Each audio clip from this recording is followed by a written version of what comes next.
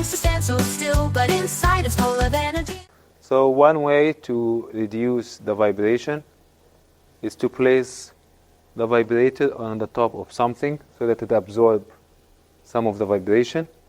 So let's say I'm going to place this piece of silicone, sheet of silicone.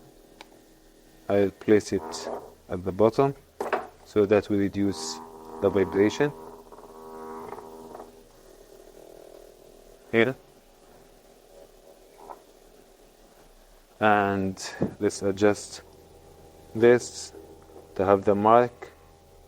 Where is the mark itself? Yeah, it's here. So now it is settled. So in our situation right now, we have a vibrator with a 4-volt amplitude and 80 Hertz frequency, and the weight itself, it is 157.5 grams.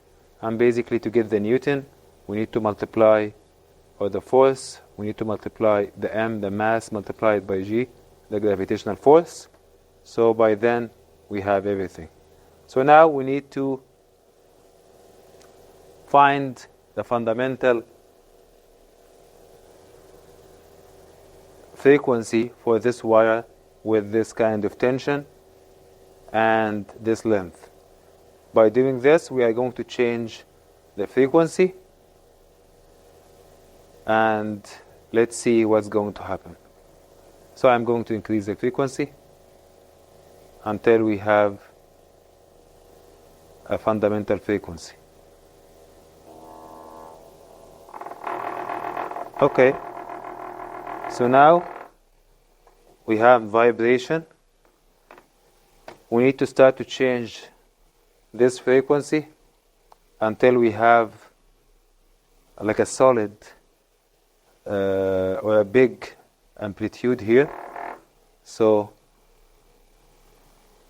let's increase the frequency and see what's happening. Actually, when I increase the frequency, the fundamental or the amplitude gets lower. That means I need to reduce the frequency.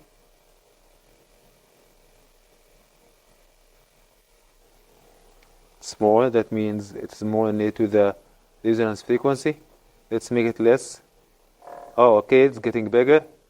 Do you see that the antinode, it has a bigger amplitude?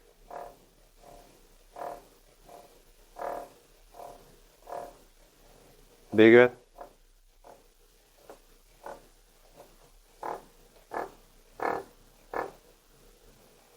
So I can see that the frequency, the fundamental frequency, which basic for this antinode, we have only one standing wave with 2 nodes and one antinode in the middle.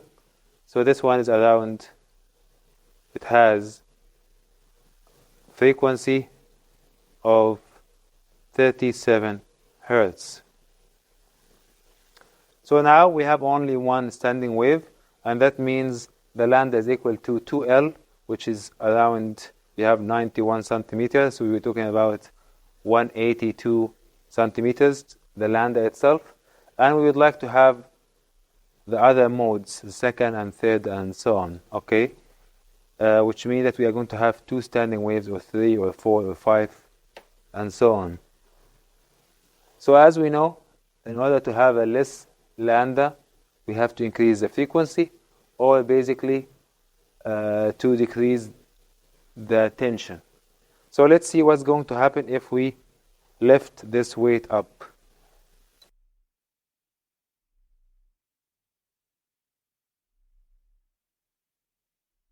So if we lift it gently, we can see that we start to have more standing waves. Okay, so that means we need to kind of change the weights here. They move one by one and see the change of the standing wave and changing of the mode itself. So we are going to reduce one by one and see the change.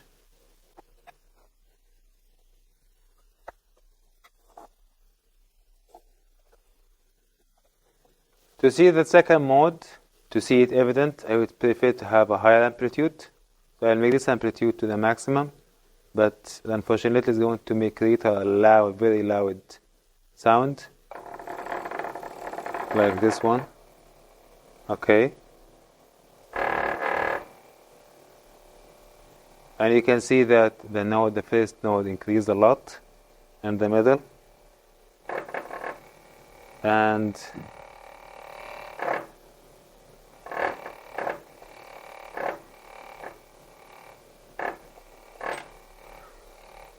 unfortunately, this frequency is too small for me to find the other modes. So my solution to this one, you see, like right now we can get less, but actually the weight is very small. So I am going to double the frequency, make it actually more. So to have better results for our setup, we are going to work with a 100 Hertz. Okay, so we will measure the first fundamental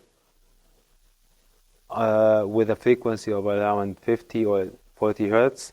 But going forward, to see more fundamentals, more nodes, more standing waves and different modes on the string, we would like to increase the frequency so that we can deal with this basically weight that we have here. Now we made the view better for you so that you can see the string itself. And remember that at each mode we are going to record, we have the length of the string, which is 91 centimeter. We need to record how much weight do we have. So we have the big, as we said, the big disc is 50 grams. The smaller one is 20 grams. The small one, which basically the smaller one is 10 grams, and the smallest one is 5 grams. Okay? So for now, let's do it. As we said, we have 100 Hertz frequency, 10 volt amplitude, and basically we are going to follow that. Changing the tension is going to change the lambda and create different modes, first or second or third. And just keep in mind the rule that the higher the tension, the higher or the longer the wavelength, and the lower the tension, the lower the wavelength. Okay, so let's start. So from here we can see that we have two standing waves, one here and one here. So we have 3 nodes and 2 peaks in the middle. So for this one, like as I said before,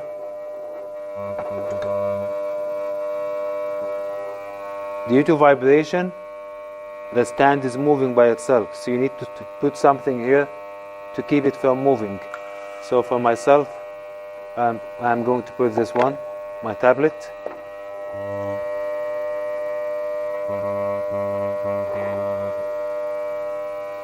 Just to keep the stand from moving towards the vibrator. Okay, so we have 2 peaks, and we need to measure the length of one peak. It's basically from this fixed point, from the fixed point here of the vibrator up to the node that we have it here. It has a 0 amplitude variation. So we are going to measure this one, which is going to be around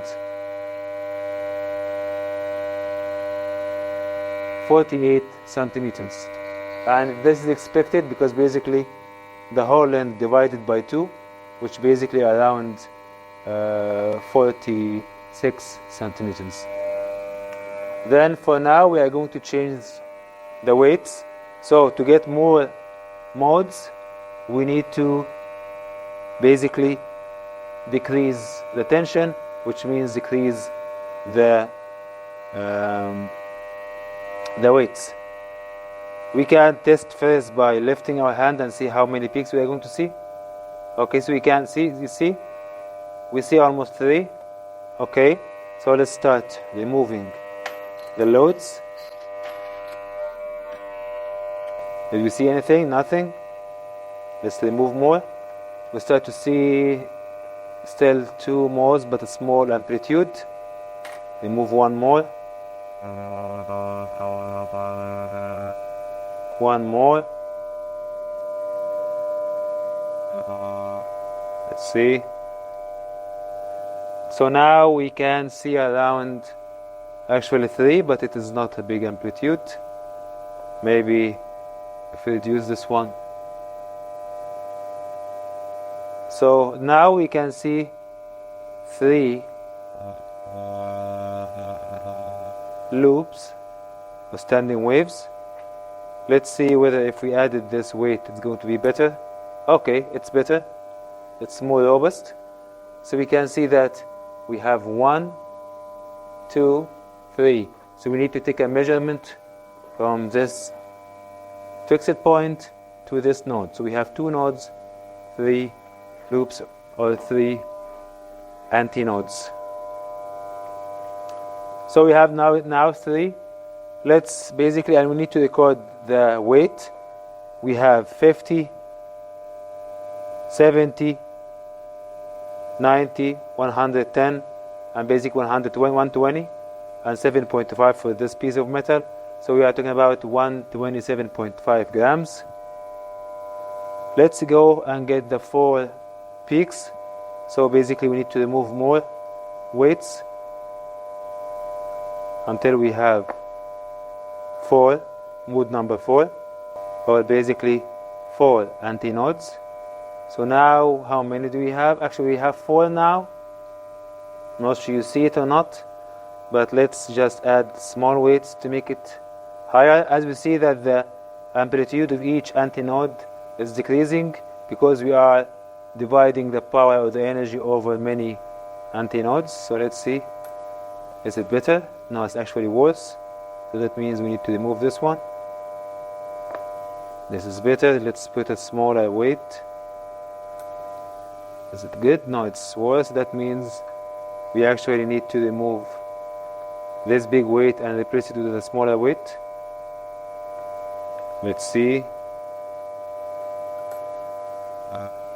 This is not good. Let's add this one, small one. This is small one. So now we have 4. So we have here 1, 2, 3, 4. Let's zoom in to see it better. So we have 1 here, 2, 3, and 4. Okay, so we have 4 antinodes. So let's go for the 5th. For the 5th, we need basically to remove more weight.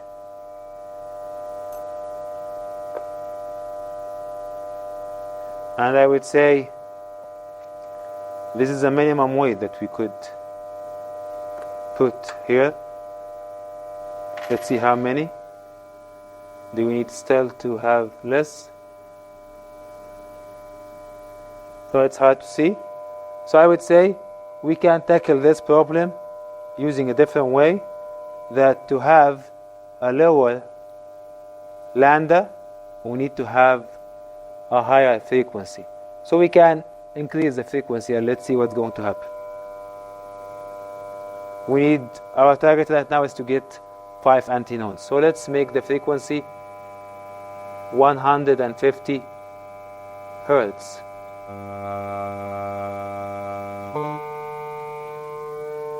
Let's see if we could get 5 antinodes. So now we have 1, 2, 3, 4, 5. We have 5 actually. So with a frequency of 150 hertz, with a weight around, let's see if we can enhance it. Okay, it's not good. So let's remove this one. So with a frequency of 150 hertz and a weight of 97 grams, we can have 5 antinodes. Let's zoom in. I hope you can see it. This is one. This is 1, 2, 3, 4, and 5, the last one. And we can keep going like this, either to reduce the weight to get 6 antinodes, or basically increasing the frequency so that we don't have to remove a lot of weights. But as I said, you need to keep recording the length of the string, the frequency supplied, and the weight or the tension. So let's go for the last part of this lab. So the last part of this lab is basically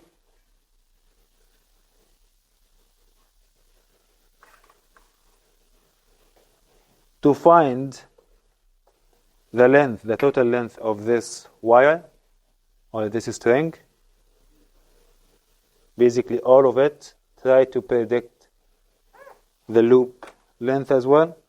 So this is around 100 centimeters for this string. So we have 100 centimeters. And we would like to measure the weight of this string so that we can get the mu, the density per length. Okay?